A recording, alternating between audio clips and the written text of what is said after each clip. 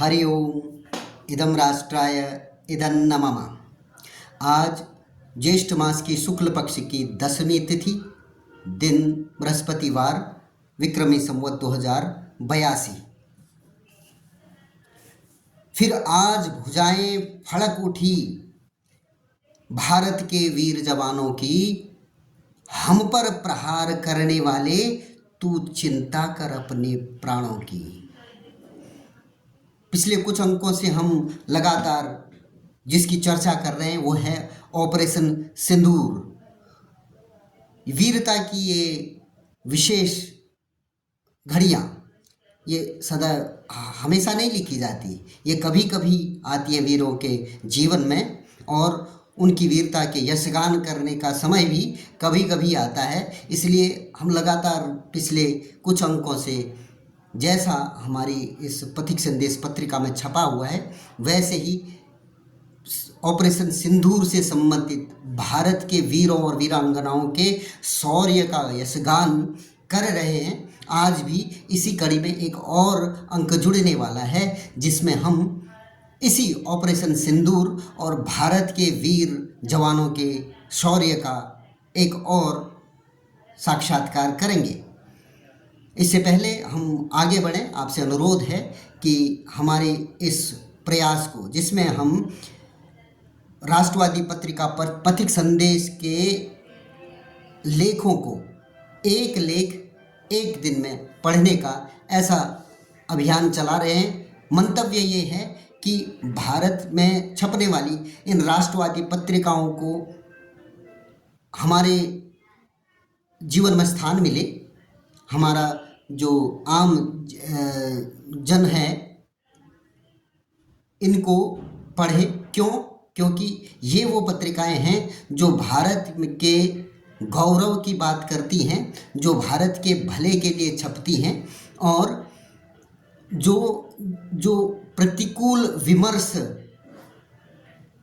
जो प्रेरित पश्चिमी देशों से विशेष तौर पर प्रेरित जो विमर्श हैं, प्रोपेगेंडा हैं, उनको ध्वस्त करती है। आज बहुत ज़्यादा आवश्यकता है कि हमारे सैनिक सीमाओं पर अपना नवीनतम कौशल, नवीनतम युद्ध कौशल प्रस्तुत कर रहे हैं। उसी समय पूरे देश की भी आवश्यकता है कि वो भी उनके साथ कंधे से कंधा मिलाते हुए, जो इन्फॉर्मेशन वॉरफेयर है, जिसमें सीमाएं निश्चित नहीं हैं, ऐसे स्पेशल वॉरफेयर में हम उनका साथ दें। उसका एक तरीका ये है कि हम राष्ट्रवादी पत्रिकाओं को पढ़ना शुरू करें, अपने समाज में अपने मित्रों को भी उनको पढ़ाएं, ऐसी पत्रिकाओं का सब्सक्रिप्शन करवाएं। और इसी से संबंधित, जैसे हमारा ये चैनल है जो इस बात को आगे बढ़ाने का प्रयास कर रहा है, हमारे इस चैनल को भी आप सहयोग करेंगे तो भी ये एक मदद होगी। चैनल को सब्सक्राइब करें ना करें, परंतु राष्ट्रवादी पत्रिकाओं को पढ़ने का, उन्हें अपने घर में स्थान देने का कार्य अवश्य करें, ये आपसे अनुरोध है। जैसा हमने शुरू में कहा कि अब हम भारत के जवानों की जो भुजाएं फड़क रही हैं, और उसका प्रमाण भी दे दिया कि हम पर प्रहार करने वाले तो अपने प्राणों की चिंता कर। और ये स्थिति, ये खाली शब्द नहीं रहे, इनका प्रमाण पाकिस्तान के जो घाव हैं वो प्रत्यक्ष दे रहे हैं। आज उसी कड़ी में जो हम पाठ पढ़ने जा रहे हैं वो है सिंदूर की शक्ति और रणनीति। पथिक संदेश पत्रिका में छपा है, पहलगाम में 22 अप्रैल को हुआ आतंकी हमला पिछले सब आतंकी हमलों से अलग और क्रूरतम था। इस हमले में आतंकियों ने हिंदुओं को उनकी पत्नियों और परिवार की महिलाओं के सामने गोली मारी थी। आतंकियों ने इस हमले में से भारतीय समाज जीवन को 3 संदेश दिए थे। पहला, हिंदू मुसलमान के बीच विभाजक रेखा गहरी करना, ये एक कुटिल षड्यंत्र जो अंग्रेज हमारे बीच में बो गया, उसको पुनर्जीवित करते हुए जो हमारे बीच में डिफरेंसेस हैं उसको और बढ़ा सके, इसका पहला मंतव्य था। दूसरा, हिंदुओं को भयभीत करना, और तीसरा, हिंदू महिलाओं का मनोबल तोड़ना। अपने पतियों के शव के सामने रोती बिलखती महिलाओं को यह कहना भी साधारण नहीं था कि जाकर मोदी को बता दे। ये ऊपर से और बोला गया। प्रधानमंत्री ने यह चुनौती स्वीकार की और आतंकवाद पर प्रहार के लिए सिंदूर नाम ही चुना। ऑपरेशन के लिए सेना को खुली छूट देकर इसका नाम ऑपरेशन सिंदूर रखने का सुझाव स्वयं प्रधानमंत्री मोदी ने दिया था। भारतीय परंपरा और संस्कृति में नारी और सिंदूर के बीच अटूट संबंध है। श्रृंगार के साथ सिंदूर नारी के शौर्य, सामर्थ्य, शक्ति के साथ आत्मविश्वास का भी प्रतीक होता है। जिस प्रकार सूर्य तिमिर का नाश करता है, तिमिर अर्थात अंधकार का नाश करता है, उसी प्रकार स्त्री के माथे का सिंदूर पति और परिवार के अनिष्ट का नाश करता है। इस तथ्य की विस्तार से व्याख्या यदि आदि शंकराचार्य की रचना सौंदर्य लहरी में मिलती है। तनोतु क्षेमं नास्तव वदन सौंदर्य लहरी, परिवाह स्तोत्र सरणिरिव सीमंत सरणिः, वहन्ति सिंदूरम प्रबलकबरी भारतीं, दुषां वृदाई क्लीवमिव नवीनार्क किरणम।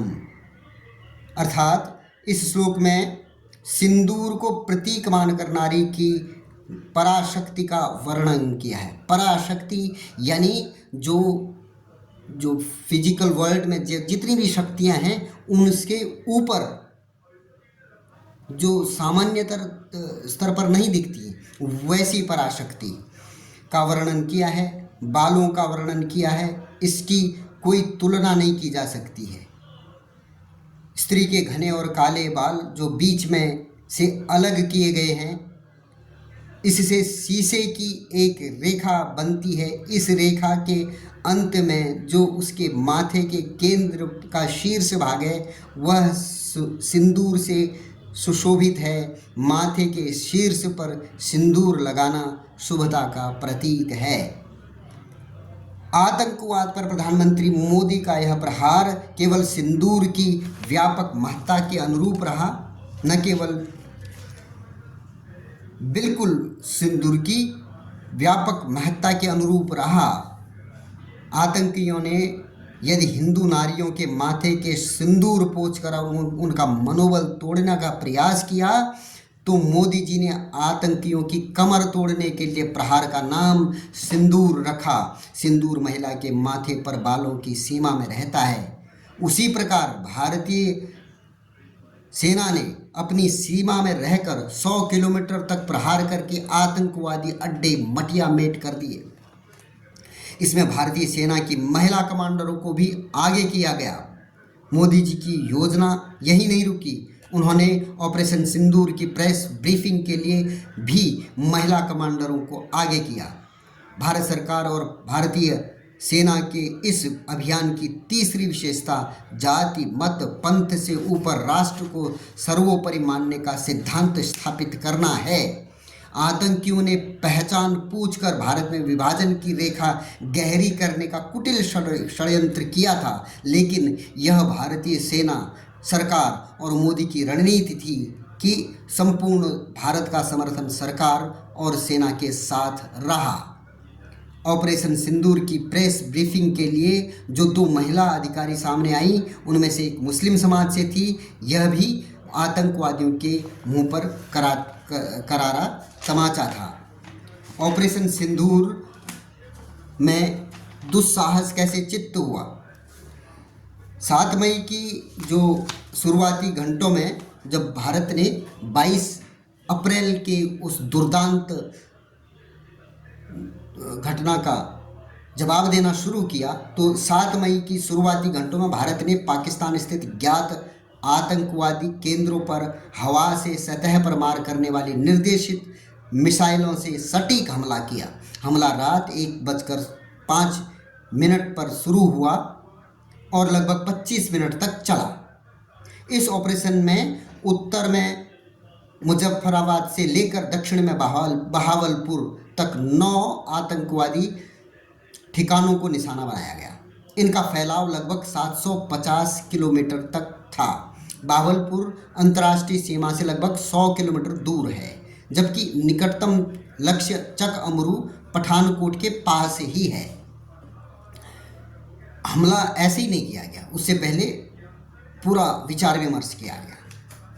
उसके बारे में लिखते हैं कि भारत ने इस ऑपरेशन को पहलगाम में हुए क्रूर आतंकी हमले का प्रतिशोध बताया जा रहा है।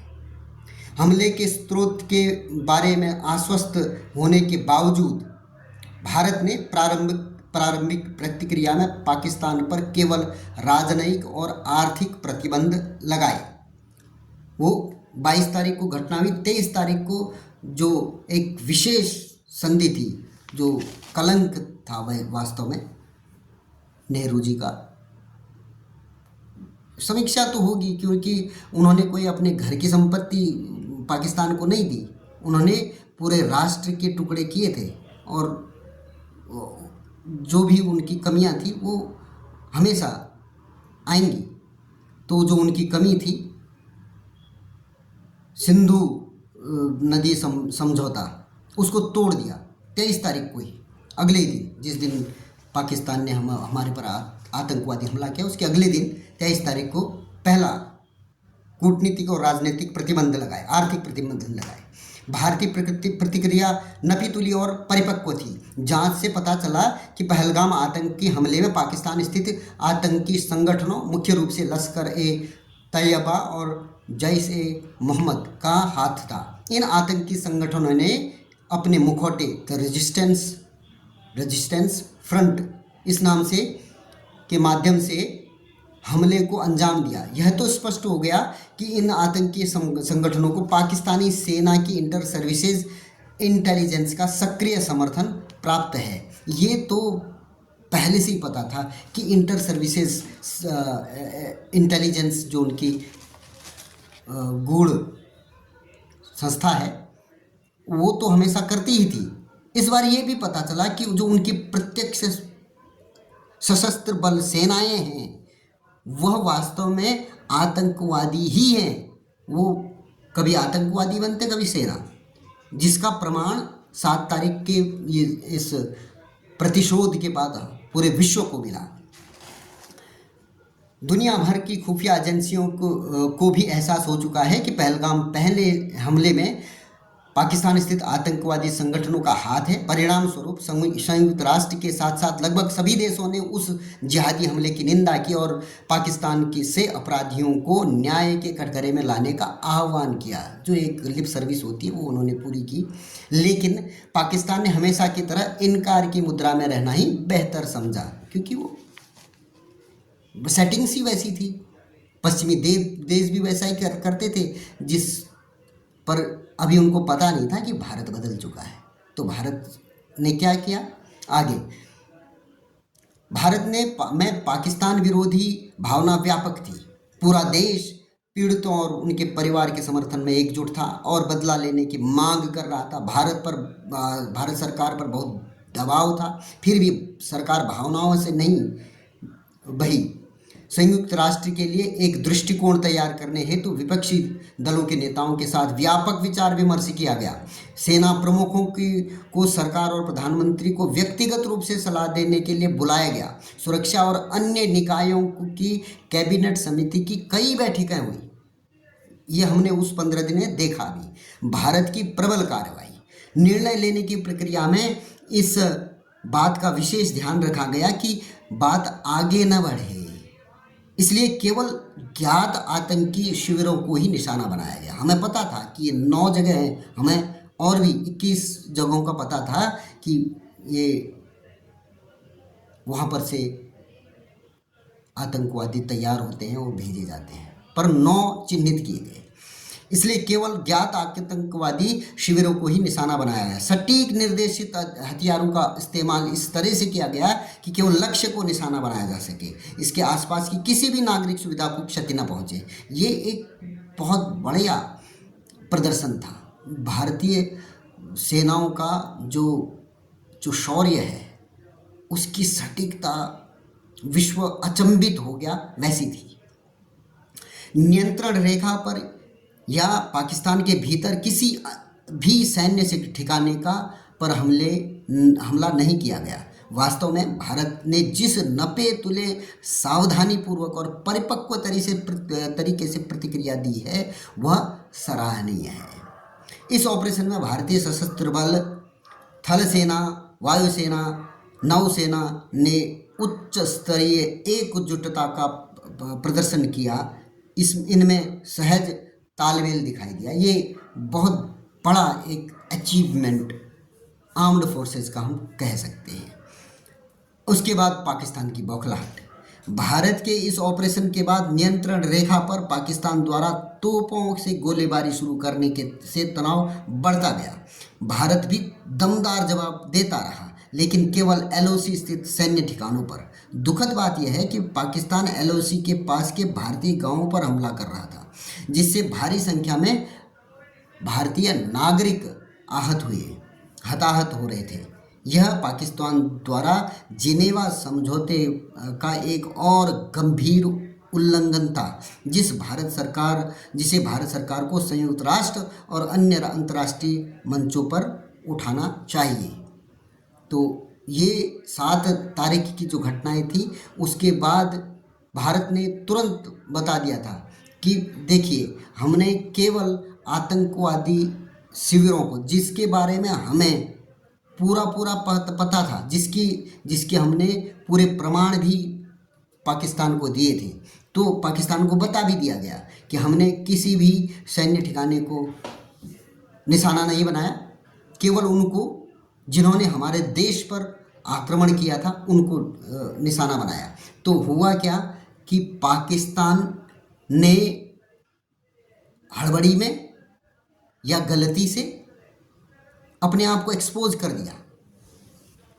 जो वो एक छद्म आवरण पहनते थे कि ये नॉन स्टेट वर्कर्स एलिमेंट्स हैं, जो आतंकवादी घटनाओं में यहाँ भी वहाँ भी इन्वॉल्व रहते हैं, वो उसका स्टेट से कोई मतलब नहीं है। वो जो उनका छद्म झूठ था वह बेनकाब हो गया जब 7 तारीख की जो कार्यवाही, उसके बाद मारे गए आतंकवादियों के अंतिम संस्कार में वहाँ की सेना बढ़ चढ़कर हिस्सा ले रही थी। अर्थात इसका मतलब क्या है, या तो सेना उसमें आतंकवादी है या आतंकवादी ही सेना है, या दोनों ही मिले हुए हैं। और इस तरीके से पूरी तरीके से पाकिस्तान एक्सपोज हो गया। और इस चीज़ को हम कहेंगे कि हर स्तर पर भारत सरकार ने उठाना चाहिए।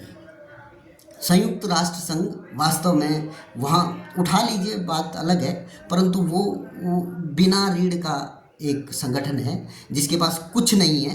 संयुक्त राष्ट्र संघ गुड फॉर नथिंग। वो जिसके लिए वो बनाया गया था उसी के लिए काम करता है। अर्थात वो पश्चिमी शक्तियों के प्रभुत्व को बनाए रखने के लिए स्थापित की गई संस्था है। ये अब वो भी एक्सपोज हो रहे हैं। हमने हर स्तर पर इस पाकिस्तान की इन करतूतों का सही तरीके से प्रसारण करना चाहिए, और भारत की सरकार ने ऐसा किया भी। इस 4 दिन के युद्ध में जो हुआ उसकी पूरी सूचना विश्व के अनेक देशों, पूरे सभी महाद्वीपों में भारत सरकार ने अपने प्रतिनिधि भेजे, और प्रतिनिधि भी सर्वदलीय प्रतिनिधि भेजे। वो एक बहुत उत्तम रणनीति के साथ ये कार्य किया गया, और हमें विश्वास है कि ये कार्य, ये जो रणनीतिक सफलता है ये आगे भी रहेगी।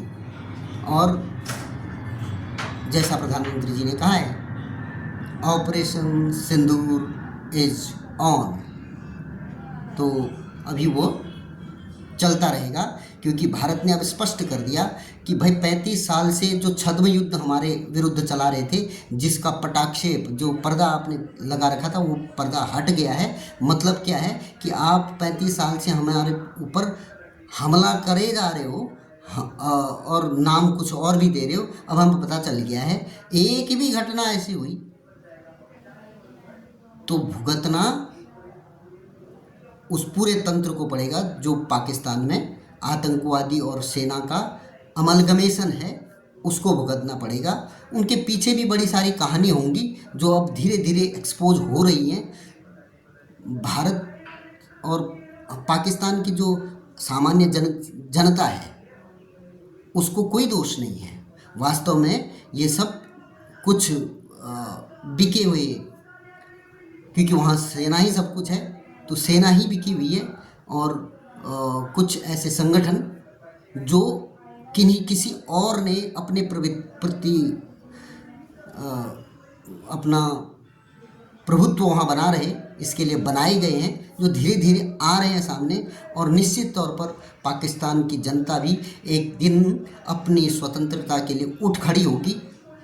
मैं इसलिए कह रहा हूँ, मैं अब काफ़ी कन्विंस हूँ कि पाकिस्तान या बांग्लादेश जैसे देश अभी भी उपनिवेश ही हैं। उपनिवेश मतलब किसी देश के गुलाम हैं, अभी उनको आज़ादी नहीं मिली है, ये स्पष्ट है। इस बात का उन्हें एहसास होना चाहिए। और आगे किसी और अंक में आप लोगों के साथ मुलाकात होती है। तब तक के लिए धन्यवाद। जय जय श्री राम।